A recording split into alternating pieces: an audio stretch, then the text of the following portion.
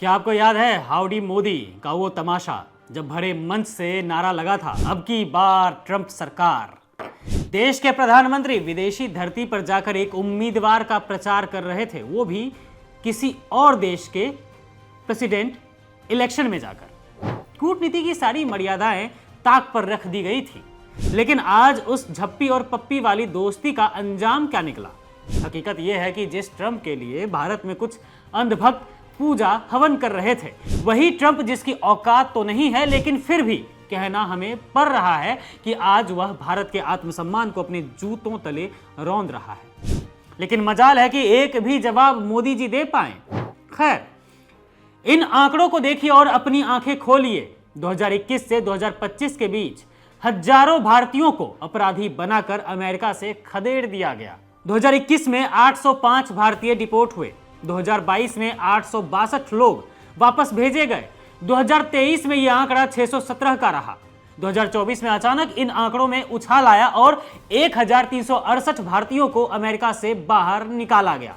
फिर आया दूसरी बार ट्रंप प्रशासन, जिसने 2025 में सत्ता की बागडोर संभालते हुए अब तक का सबसे बड़ा झटका दिया है हमें। 3800 से ज्यादा भारतीय डिपोर्ट किए जा चुके हैं।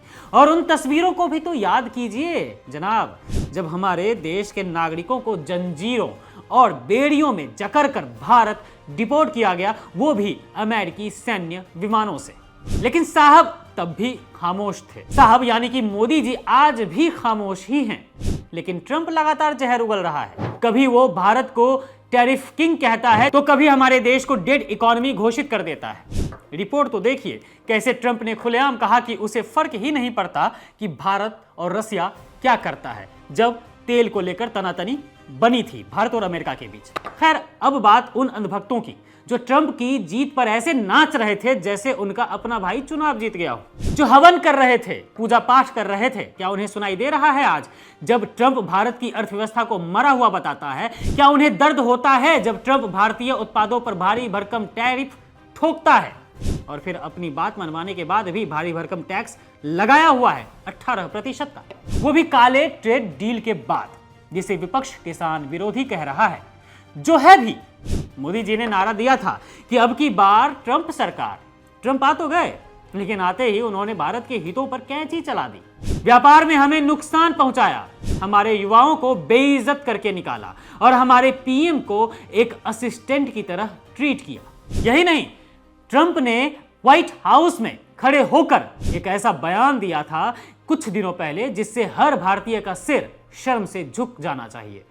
उसने भारत के प्रधानमंत्री पद पर बैठे एक हल्के इंसान, जिन्हें हम मोदी नाम से जानते हैं, उनका मजाक उड़ाते हुए कहा था, मैं मोदी का राजनीतिक करियर बर्बाद नहीं करना चाहता। सोचिए, एक विदेशी राष्ट्रपति हमारे प्रधानमंत्री के बारे में ऐसी भाषा इस्तेमाल कर रहा है जैसे वो उसकी जेब में हो, और हमारे विश्वगुरु की तरफ से एक शब्द नहीं निकला है जुबान से। क्या यही है वो मजबूत भारत जिसका दावा किया जाता है, दिन रात डींगे हाँकी जाती है विकसित भारत बनाने की?